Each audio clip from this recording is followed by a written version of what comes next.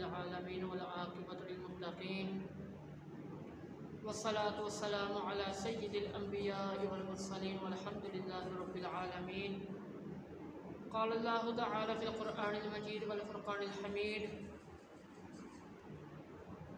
فإن تنازعتم في شيء فردوه إلى الله ورسوله. آمنت بالله صدق الله العظيم وصدق رسوله النبي الكريم الأمين. الصلاة والسلام عليك يا سيدي يا رسول الله. الصلاة والسلام عليك يا سيدي يا حبيب الله. الصلاة والسلام عليك يا سيدي يا خاتم النبيين وعلى آلك وأصحابك يا سيدي يا خاتم المعصومين. سامعین ذوالفقار، جیسا کہ آپ کو پتہ ہے کہ ایک بندہ ہے جس کا نام ہے صادق علیم، اس نے 4-5 اعتراضات اپنے کلب میں کیے ہیں، جس میں اس نے یہ بات کی ہے کہ جماعت کو چھوڑ دو اور اکابرین کو بھی چھوڑ دو، روایات کو بھی چھوڑ دو، صرف قرآن پڑھو، قرآن ہی تمہاری ہدایت کا مظہر ہے. تو روایات سے اس نے حدیثوں کا بھی انکار کر دیا، اور جو احادیث صحیحہ کا منکر ہے وہ شرعی اصول کے تحت وہ بندہ کافر ہوتا ہے. تو اس بندے نے قرآن کی آڑ میں آ کر احادیث کا بھی انکار کر دیا، کیونکہ روایات حدیثیں ہی ہیں. اکابرین کے ساتھ رہنے کا حکم بھی نبی علیہ السلام نے دیا ہے، اور یہ نبی علیہ السلام کے فرمان کے اگینسٹ اپنا بات پیش کر رہا ہے، تو یہ بھی شرعی تقاضوں میں جائز نہیں ہے. تو 2 کے جواب ہو چکے. آج تیسرا پارٹ ہے کہ اہل سنت و جماعت کی اہمیت مخالفین کی کتب سے. اہل سنت کی اہمیت جو قرآن میں موجود ہے وہ بھی بیان ہو چکی، جو احادیث مبارکہ میں موجود ہے وہ بھی بیان ہو چکی. آج اہل سنت و جماعت کی اہمیت بیان ہوگی مخالفین کی کتب سے. تو پہلے میں برکت کے طور پر ایک تفسیر پڑھ دیتا ہوں. یہ تفسیر ہے تفسیر خازن. تفسیر خازن اس کا نام ہے، اور قرآن کریم فرقان حمید کی ایک آیہ مبارکہ ہے: اہدنا الصراط المستقیم. اے اللہ ہمیں سیدھے راستے پر چلنے کی توفیق عطا فرما، سیدھے راستے پر چلنے کی استقامت عطا فرما. تو اس آیہ کریمہ کے تحت آپ لکھتے ہیں، آپ نے کافی ساری بات کی ہے کہ ایک تو مومنین سے دعا کرنا جو ان کے ساتھ ہیں، مومنین کے لیے دعا کرنا جو ان کے ساتھ ہیں ہدایت پر، یعنی سوال کرنا، سوال کو ثابت کرنا کہ یا اللہ ہمیں ہدایت عطا فرما، ہدایت والے راستے پر جو تم نے چلایا ہے اس پر استقامت عطا فرما، اور مزید ہدایت کو طلب کرنا. آگے پھر یہ ساری باتیں بیان کر کے اس کے نچوڑ میں فرمایا ھذا مذہب اہل سنہ، کہ وہ جو اہدنا الصراط المستقیم سیدھا راستہ ہے، وہ سیدھا راستہ کن کا ہے؟ آپ فرماتے ہیں کہ وہ سیدھا راستہ جو ہے جس کی نماز میں دعا مانگی جاتی ہے اللہ تبارک تعالیٰ سے، وہ راستہ اہل سنت و جماعت کا راستہ ہے. تو نماز میں دعا کرتے ہو اے اللہ ہمیں سیدھے راستے پر چلنے کی توفیق عطا فرما، استقامت عطا فرما، اور جیسے ہی نماز سے باہر نکلتے ہو تو نماز سے غداری کر جاتے ہو. نماز میں دعا مانگتے ہو سیدھے راستے پر چلا، اور باہر ممبروں پر، اسٹیجوں پر، گلیوں میں، دوستوں میں، جہاں تمہارا بس چلتا ہے وہاں تم نماز کے ساتھ غداری کر جاتے ہو، اور جو سیدھا راستہ ہے لوگوں کو اسی راستے سے ہٹانا شروع کر دیتے ہو. اسی طرح ہی آگے مزید یہ پیچھے بات ہوئی ہے کہ وہ مذہب اہل سنت کا سیدھا راستہ ہے، ٹھیک ہے. وہ آگے پھر اس کی مزید وضاحت کرتے ہوئے فرمایا، اس میں بھی یہی بات لکھی ہوئی ہے کہ وہ سیدھا راستہ جو ہے وہ راستہ اہل سنت و جماعت کا ہے، کہ یعنی اہدنا الصراط المستقیم، اے اللہ ہمیں سیدھے راستے پر چلنے کی استقامت عطا فرما. تو وہاں پر جو سیدھا راستہ ہے اس کا نام اہل سنت و جماعت ہے. تو یہ اہل سنت و جماعت کی اہمیت ہے، اہل سنت و جماعت کی شان ہے قرآن کی روشنی میں، حدیث کی روشنی میں. اب آئیے، ہر آتا جاتا کافی سارے لوگ انہوں کہتے ہیں کہ ہم سنی ہیں، ہم سنی ہیں، ہم اہل سنت والے ہیں. تو پتہ کیسے چلے گا کہ حقیقی اہل سنت کون ہے اور جھوٹا اہل سنت کون ہے؟ سچ مچ میں اہل سنت و جماعت سے کس کا تعلق ہے اور اہل سنت و دھوکہ کون دے رہا ہے، تو اس کی نشانی میں آپ کے سامنے بیان کر دیتا ہوں۔ یہ اہل سنت کے عقائد پر ایک کتاب ہے جس کا نام ہے تمہید ابی شکور السالمی۔ اس میں آپ نے عقیدہ اہل سنت کو نقل کرتے ہوئے فرمایا کہ سنی جو ہے اہل سنت و جماعت والا، اس کا عقیدہ کیا ہے؟ اس کا عقیدہ یہ ہے کہ قال اہل سنہ والجماعہ، اہل سنت و جماعت نے کہا ان افضل الخلق، بے شک جو تمام مخلوق سے افضل بعد الانبیاء والمرسلین والملائکہ، انبیاء کے بعد، مرسلین کے بعد اور جو فرشتے ہیں رسول، ان میں سے سب سے ان کے بعد جس کا مقام سب سے زیادہ ہے وہ ابو بکر صدیق رضی اللہ تعالیٰ عنہ ہے، پھر ان کے بعد سیدنا فاروق اعظم رضی اللہ تعالیٰ عنہ، پھر ان کے بعد حضرت عثمان غنی رضی اللہ تعالیٰ عنہ، پھر ان کے بعد حضرت علی المرتضیٰ شیر خدا رضی اللہ تعالیٰ عنہ۔ جو خلفائے راشدین کو اس ترتیب سے مانے گا وہ اہل سنت و جماعت والا ہوگا، اور جو اس سے ہٹ کر چلے گا وہ اہل سنت و جماعت سے اس کا کوئی تعلق نہیں ہوگا۔ یہی موقف امام ابو حنیفہ کا ہے۔ آپ نے بھی فرمایا قال من السنہ، کہ جو اہل سنت و جماعت والا ہے اس کا کیا ہے، ان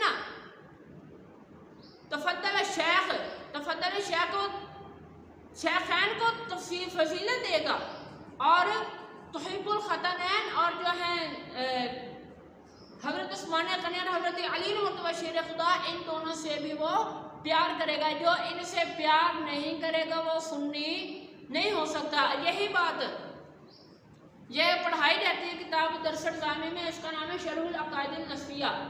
اس میں بھی یہی بات موجود ہے کہ علامات سنت اہل سنت و جماعت یہ ہے کہ ابو بکر و عمر کو تمام صحابہ پر فضیلت دی جائے، اور عثمان و علی رضی اللہ تعالیٰ عنہما سے محبت کی جائے۔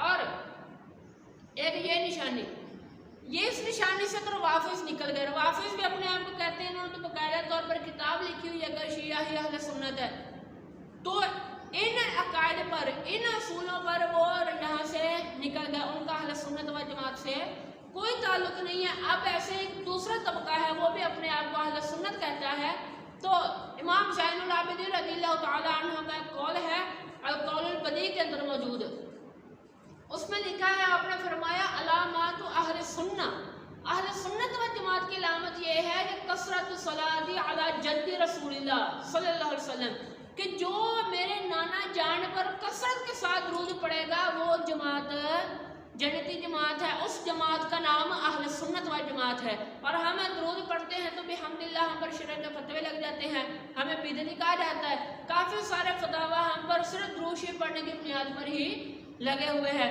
اور دوسرا طبقہ، ہم شیخین کو افضلیت دیتے ہیں، لہذا افضلیت کی بنیاد پر وہ ہمیں ناسبی کہنے پر لگے ہوئے ہیں۔ تو اس لحاظ سے بحمدللہ تعالی یہ دونوں نشانیاں اہل سنت و جماعت حنفی بریلوی میں یہ موجود ہے۔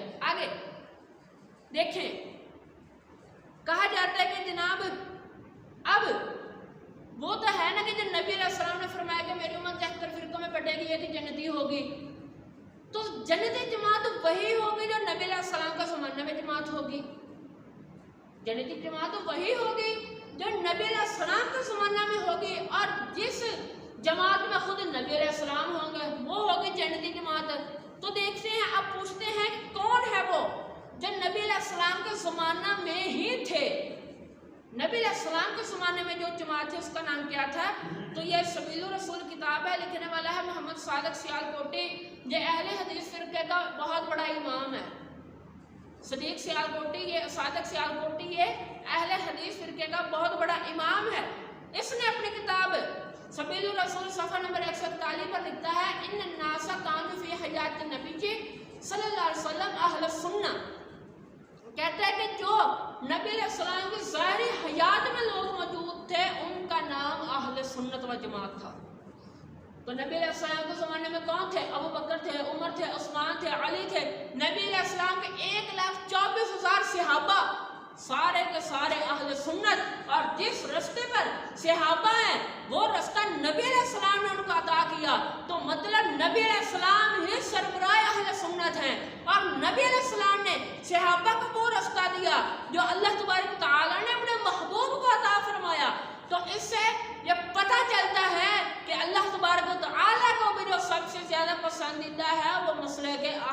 सुन्नत व जमात है। ये अल्लाह तबारक तआला का पसंदीदा मसलक है, ये अल्लाह ताला ने अपने महबूब को अता फरमाया है। अब चलते हैं बरेलवियत की तरफ। कहा जाता है कि जनाब देखो सुन्नी ने चलो मान लिया, लेकिन बरेलवी तो नए नए बने ना। तो मैं कहता हूँ कि बरेलवी हम अपने आप को इसलिए कहलाते हैं कि जब अहले हदीस अपना अलग होगा, इंडिया में मदरसा दारुल उलूम देवबंद बना, तो जो जिनकी निस्बत उनके साथ होगी वो अपने आप को देवबंदी कहना शुरू कर दिया उन्होंने। हमने इनके मुकाबले में इमाम अहमद रज़ा खान बरेलवी रहमतुल्लाह अलैह को फॉलो किया है, और वो बरेली शरीफ के थे, इसलिए हमने अपने आप को हम बरेलवी कहते हैं कि हम बरेलवी हैं। लेकिन अकायद नज़रियात, ये किताब है शम्स तौहीद, लिखने वाला है मौलवी सनाउल्लाह अमृतसरी। इसने अपनी किताब, इसी किताब को सफ़ा नंबर 53 पे लिखता है, कहता है सफ़ा नंबर 53 पर इसने लिखा क्या कहता है कि अमृतसर में मुस्लिम आबादी, गैर मुस्लिम आबादी, हिंदू, सिख वगैरह के मुसावी हैं। यानी अमृतसर में जितने मुसलमान हैं उतने ही गैर मुस्लिम, हिंदू, सिख, ईसाई उतने ही बन जाते हैं। यानी ये बात बराबरी पर आती है। फिर आगे कहता है कि आज से 80 साल पहले, तकरीबन कोई 55-60 साल से मरे को भी हो गए हैं, तो उससे भी 80 साल पहले कितना टाइम बना? 140 साल। हम इसको 140 साल नहीं बल्कि हम इनको 150 साल का टाइम देते हैं। तो ये लिखता है कि आज से 80 साल पहले करीबन सब मुसलमान, कौन? सब मुसलमान इसी अकीदा के थे, इसी नसरिया के थे, जिनको आजकल सुन्नी, हनफी, बरेलवी के नाम से पहचाना जाता है, जिनको आजकल बरेलवी कहा जाता है। ये कोई नए नहीं है, ये इनसे भी इनके बड़े मानते हैं कि हमसे पहले जो 80 साल पहले हमसे थे वो सारे के सारे ही बरेलवी कायदे के थे। तो उस वक्त तो इमाम अहमद रज़ा नहीं थे। तो पता ये चला कि बरेलवियत शुरू से चली आ रही है। हाँ बता, जैसे जैसे मुख्तलिफ बातें बनती गई, हर बंदे ने अपनी निशानी रखी, तो उनके मुकाबले में एक निशानी आती रही है। जैसे जब बात हुई होगी कुफर और इस्लाम के बारे में, वहाँ पर हमारा तारुफ है मुसलमान है। तो फिर जब इस्लाम के अंदर फिरके बन गए, अहले हदीस, देवबंदी, शिया, ये जब अलग फिरके बन गए, तो इनके मुकाबले में हमने अपनी जमात का नाम अहले सुन्नत व जमात रखा। जब राफ़ज़ी, खारजी, नासबी, तफसीली ये फिरके निकले, इनके मुकाबले में हमने अपना नाम अहले सुन्नत रखा कि हम अहले सुन्नत वाले हैं। फिर आगे ही जब फ़िक़ी मसाइल बने तो ये फ़िरका नहीं है। इमाम शाफ़ी रहमतुल्लाह अलैह, इमाम अबू हनीफ़ा, इमाम मालिक, इमाम अहमद बिन हम्बल, ये फ़िरका नहीं है, क्योंकि फ़िरका उनको कहा जाता है जिनके अक़ायद कुरान और सुन्नत से हटकर हों। इन चारों आइमा में इख्तिलाफ उसूल पर था। यानी ये जो मसाइल निकाले के उसूल है ना, उनके अलग उसूल हैं, इनके अलग उसूल हैं, इस चीज़ पर था। अक़ायद में सारे के सारे ही मुत्तफ़िक़ हैं, लेकिन फ़िरके नहीं है। लेकिन चूँकि फिर फ़िक़ा में इख्तिलाफ है, तो हमने शवाफ़े, हनाबिला और इमाम मालिक रहमतुल्लाह अलैह के पैरोकारों के मुकाबले में हमने अपना नाम है, हम अपने आप को हनफी कहते हैं कि हम इमाम अबू हनीफ़ा के पैरोकार हैं। ऐसे ही जब आगे आकर वहाबी फिरका निकला, फिर आगे देवबंदी, उनके मुकाबले में हमने अपना नाम है बरेलवी रखा। तो ये हमारी सनद है। अब आगे रवाफ़िज़ की किताब है, ये हमारी नहीं, राफ़िज़ी की किताब है, इसका नाम है बिहारुल अनवार। इसने क्या लिखा है? आजकल हर तबका, दो नवासिब और ख़वारिज को तो वैसे ही अहले बैत का नाम सुनकर उनको पेट में उनका दर्द शुरू हो जाती है, उनकी तबीयत ख़राब होना शुरू हो जाती है। सुन्नी और राफ़िज़ी ये अपने आप को कहते हैं कि हम मुहिब्बे अहले बैत हैं, ये अपने आप को कहते हैं कि हम मुहिब्बे अहले बैत हैं। तो यहाँ पर हमारा झगड़ा चल रहा है। बेहतर यही होगा कि जिनसे मोहब्बत के दावेदार हम दोनों हैं, उनसे ही पूछ लीजिए कि हुज़ूर आपसे मोहब्बत करने वाला कौन है। तो ये बिहारुल अनवार के अंदर ये बात मौजूद है। काफ़ी लंबी हदीस है, इसमें लिखा हुआ है अला व मन माता अला हुब्बी आल मुहम्मदिन माता अला सुन्नति वल जमाअ। कहते हैं कि जो बंदा अहले सुन्नत, जो बंदा अहले बैत से मोहब्बत करता हुआ मरेगा, ये बात पक्की है, ये बात तयशुदा है कि उसका ताल्लुक है अहले सुन्नत व जमात के साथ होगा, रवाफ़िज़ नहीं होगा वो। صحابہ کے خلاف باتیں کرنے والا کبھی بھی محب اہل بیت نہیں ہو سکتا. یہ خود مان رہا ہے کہ وہ جناب اہل سنت و جماعت والے ہوں گے. اسی طرح ہی تاریخ کی ایک بڑی معتبر کتاب ہے جس کا نام ہے الکامل فی التاریخ، اور اگر اس کا آپ اردو ترجمہ لیں تو اردو ترجمہ یہ تاریخ ابن اسیر، تاریخ ابن اسیر تیسری کے نام سے یہ کتاب ہے، مشہور ہے. اس کی تیسری جلد کے اندر صفحہ نمبر 170 پر، تیسری جلد صفحہ نمبر 170 کی فرنٹ 2 لائنیں جو ہیں اس پہ یہ بات لکھی ہوئی ہے کہ حضرت امام حسین رضی اللہ تعالی عنہ جب کربلا کے میدان میں گئے، وہاں پر آپ نے جسیدیوں کے سامنے بات کی. کیا بات کی؟ وہاں پر بھی امام حسین رضی اللہ تعالیٰ عنہ نے اہل سنت و جماعت کا جھنڈا بلند فرمایا. کیا کہا آپ نے؟